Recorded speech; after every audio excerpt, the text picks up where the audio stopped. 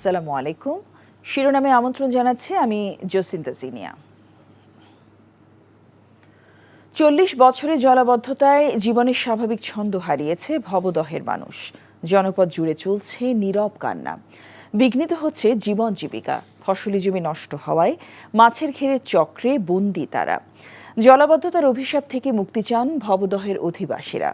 ভবদহের জলাবদ্ধতা নিয়ে ইমরুল আহসানের ৩ পর্বের ধারাবাহিকের আজ প্রথম পর্ব। সাথে ছিলেন যশোরের সাইফুল ইসলাম সজল, ছবি তুলেছেন জামাল হোসেন।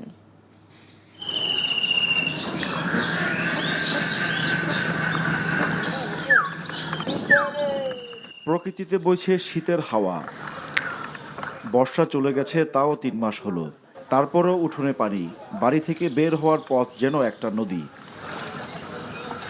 এক ঘর থেকে আরেক ঘরে যেতে পাতা হয়েছে সাঁকো। ঘরের ভেতরে পানি। মাচা পেতে ব্যবস্থা হয়েছে শোবার জায়গার। গরু বাছুর নিজেকে খাওয়া দাওয়া এই যে কষ্ট করে করতে আসছে, এই তো চালি দিয়ে করে নিচে রান্নাঘর, সেই জায়গায় রান্না করে খাচ্ছে। চালির পরে রান্নাঘর তো ভেঙে গেছে, এই যে চলাচলের সমস্যা আছে সব সময়। এতে তো গা গুঁতো খাইয়েও নিজেরা মরতেছি, এত কষ্ট। যশোরের অভয়নগর, মনিরামপুর, কেশবপুর আর খুলনার ডুমুরিয়ার বেশিরভাগ বাড়ির চিত্রই এক। জেগে আছে একমাত্র বড় রাস্তা। কোনো কোনো রাস্তাও তলিয়ে আছে পানির নিচে।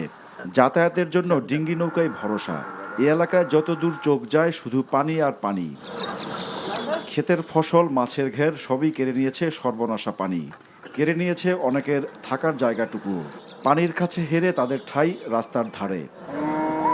রান্না বান্না করার সমস্যা, ছেলেবিলি নিয়ে থাকতে পারছিলাম না। আর রাস্তার পরে আসিও তো রিক্স, ছেলেবিলি নিয়ে। যেদিন পানি কমবে সেদিন ফেরবো। পানি তো সত্যিছে অল্প অল্প আন, আগে তো যাই বেশি সত্যি আন, একটু কম সত্যিছে। মেঘ দেখলেই এখন ভয় ভবদহের মানুষের। আতঙ্ক দানা বাঁধে মনে। আবারও বৃষ্টি হলে আশ্রয় নেওয়া জায়গাটাও চলে যাবে পানির নিচে। বৃষ্টি হলেই তো সবসময় আতঙ্কে থাই, যা কিনা আমাকে বাড়ি যা একটু পানি কমতেছে তা আবার তার চেয়ে বেশি আসছে। গেল কয়েক বছর বৃষ্টি কম হওয়ায় ভবদহের জলাবদ্ধতা খুব একটা প্রকট ছিল না, কিন্তু শেষ 3 মাসের বৃষ্টি দুর্ভোগ বাড়িয়েছে। তোমাকে বগদার সমস্যা, জল ধরে নেয়, সেই সব সমস্যা। বাড়ি ঘরের মধ্যে 4 আঙুল জল, বাস করা তো মুশকিল। নাচে দিয়ে দাঁড়িয়ে করা মুশকিল। এই এখন ওই 4 দিয়ে পার হয়ে জল দিয়ে চলে আসছে। ভবদহের অভিশাপের শিকার এক সময়ের অনেক সচ্ছল পরিবার।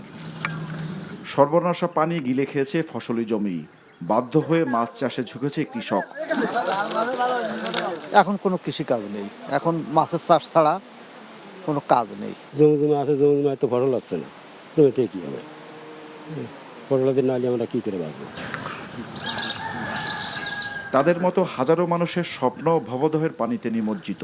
চাষবাস নেই, এলাকায় কোনো কাজ নেই। বাধ্য হয়ে অনেকে অন্যত্র চলে গেছে। তারা টাকা পাঠালে কেবল পরিবারের চুলা জ্বলে। পচা গন্ধ, আবদ্ধ পানি ব্যবহারে বাড়ছে স্বাস্থ্য ঝুঁকি। নানান রোগবালায় আক্রান্ত ভবদহের মানুষ। জলাবদ্ধতায় স্বাভাবিক শিক্ষা কার্যক্রমও ব্যাহত হচ্ছে। কোনো কোনো স্কুলের ঠিকানা তো এখন খোলা জায়গা। 80-র দশকের মাঝামাঝি থেকে জলাবদ্ধ ভবদহ অঞ্চল। এই পানি থেকে কবে মুক্তি মিলবে কিংবা আদৌ মিলবে কিনা তা জানা নেই কারো। জলাবদ্ধতায় বিপর্যস্ত এক জনপদ ভবদহ। জলাবদ্ধতা নিরসনে বছর বছর প্রকল্প হাতে নেওয়া হলেও দুঃখ ঘুচে নেই ভবদহের মানুষের। তাই পানিবন্দী জীবনই তাদের নিয়তি। Imrul Ahsan, NTV news, Abhaynagar, Jessore. বৈষম্য বিরোধী ছাত্র জনতার গণ অভ্যুত্থানে আশুলিয়ায় জীবিত স্বামীকে মৃত দেখে মিথ্যা হত্যা মামলা দায়েরের অভিযোগে কুলসুম বেগম নামে এক নারীকে গ্রেফতার করেছে পুলিশ। বৃহস্পতিবার দিবাগত রাতে কক্সবাজার থেকে তাকে গ্রেফতার করা হয়। এছাড়াও মিথ্যা মামলা করতে প্ররোচনা দেওয়ার অভিযোগে আরও 2 জনকে আটক করা হয়েছে। পুলিশ জানায় 13 নভেম্বর আল আমিন সিলেটের দক্ষিণ সুরমা থানায় গিয়ে দাবি করেন তিনিই কুলসুমের স্বামী। পরে আল আমিনকে সিলেট থেকে উদ্ধার করে ঢাকার মুখ্য মহানগর হাকিম আদালতে পাঠানো হয়।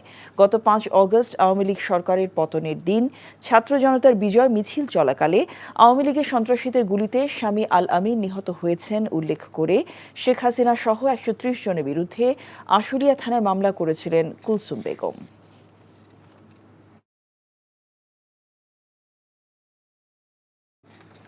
টানা 6 দিন আন্দোলনের পর বৃহস্পতিবার বকেয়া বেতন পেলেন গাজীপুরে বেক্সিমকো ইন্ডাস্ট্রিয়াল পার্কের শ্রমিকেরা। পরে রাতে সড়ক অবরোধ প্রত্যাহার করে নেন তারা। অক্টোবর মাসের বেতনের দাবিতে 6ষ্ঠ দিনের মতো বৃহস্পতিবার গাজীপুরের চন্দ্রা নবীনগর সড়ক অবরোধ করে বিক্ষোভ করছিলেন পোশাক কারখানার কয়েক হাজার শ্রমিক। বৃহস্পতিবারও সকাল থেকে শ্রমিকরা গাজীপুর মহানগরী চক্রবর্তী এলাকায় অবস্থান নেন। গাজীপুর শিল্পাঞ্চলের অতিরিক্ত পুলিশ সুপার খলিলুর রহমান জানান, গাজীপুরের সারাবো এলাকার বেক্সিমকো ইন্ডাস্ট্রিয়াল পার্কের প্রায় 40,000 শ্রমিকের অক্টোবরে বেতন বকেয়া ছিল। বৃহস্পতিবার সন্ধ্যায় শ্রমিকদের মুঠোফোনে বেতনের টাকা পাঠায় কর্তৃপক্ষ। এর আগে জিরানি এলাকার হামিম গ্রুপের দ্যাটস ইট নিট লিমিটেড পোশাক কারখানার শ্রমিকদের দাবি মেনে নেয় তারাও গতকাল দুপুরের পর সড়ক ছেড়ে দেন। Football. Bangladesh premier league champion Bashundhara kings ও ফেডারেশন কাপ রানার্স আপ মোহামেডানের লড়াই দিয়ে আজ শুরু হচ্ছে ঘরোয়া ফুটবল। ছাত্র জনতার গণ অভ্যুত্থানের সম্মানে প্রতিযোগিতার নাম বাংলাদেশ 2 পয়েন্ট ও চ্যালেঞ্জ কাপ। কাল বিকেল 5টায় ম্যাচটি হবে প্রিমিয়ার লিগ চ্যাম্পিয়ন দলের ভেন্যু বসুন্ধরা কিংস অ্যারেনায়। আগের আসরে লিগ চ্যাম্পিয়ন ও ফেডারেশন কাপ চ্যাম্পিয়ন দলের লড়াই দিয়ে প্রতি মৌসুম শুরু হবে এমন সিদ্ধান্ত নেওয়া আছে বাফুফের। সর্বশেষ আসরের 3টি ট্রফি জিতেছে বসুন্ধরা কিংস। তাই federation cup runners up Mohammedan তাদের সঙ্গে খেলবে এই ম্যাচটি। দুই চ্যাম্পিয়নের লড়াইটি হবে লিগ চ্যাম্পিয়নের ভেন্যুতে, তাই প্রথম আসরের আয়োজক বসুন্ধরা কিংস। আজ এই ম্যাচ হওয়ার এক সপ্তাহ পর মাঠে গড়াবে বাংলাদেশ প্রিমিয়ার লিগ। 29 নভেম্বর শুরু হতে যাচ্ছে ঘরোয়া ফুটবলের সবচেয়ে মর্যাদার এই প্রতিযোগিতা। 3 ডিসেম্বর থেকে শুরু হবে ফেডারেশন কাপ। শিরোনাম এটুকুই। এই খবরের ভিডিও সহ আপডেট জানতে ভিজিট করুন এনটিভি অনলাইন www.ntvbd.com। এছাড়াও এনটিভি জনপ্রিয় সব অনুষ্ঠান ও খবরের আপডেট জানতে ভিজিট করুন আমাদের ইউটিউব ও ভেরিফাইড ফেসবুক পেজ। 12টায় মধ্যাহ্নের খবর দেখার আমন্ত্রণ রইল। সবাইকে ধন্যবাদ।